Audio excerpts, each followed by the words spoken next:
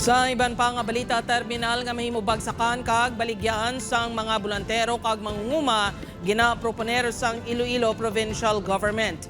Ini ang gintutukan ni Kim Salinas. Kung parte ini sa pag-manage ng kalsada, facilities sa syudad, we should respect ang plano sa syudad, paano tumalakot ang syudad, ang ilang mga merkado. Ini ang reaksyon ni Iloilo Governor Arthur Defensor Jr. sa isyu sa pagbolante sa Iloilo City. Kaangot sini, ginaproponer sa probinsya ang pagtukod sa food terminal para sa mga mangunguma kag bolantero sa probinsya. Apang ang ini nga plano ang madugay pa, bagod madamo pa sa pagsinapol nga hiwaton. Posible man magpangayos ang bulig ang probinsya sa private company.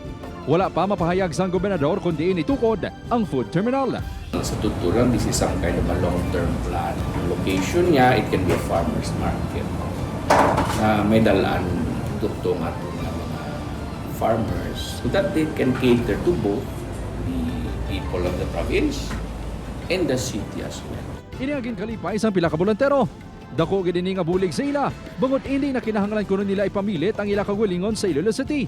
Nagalao man sila nga himuon ini prioridad. Namin ginadali ni matigayo na kay para madlaw kami bila makabaligya pagurgit sa amon. Suportado man ini sang mga lehitimo nga vendor sa merkado. Agud may lugar na gid ang mga bolantero kag hindi makaapekto sa ila kita. Okay man ho, may ara man sila yung ablantero. O basta hindi lang sila sa sa mga supermarket. Hingyo lang sa pila ka vendors, apisar sang pagtukod sang food terminal.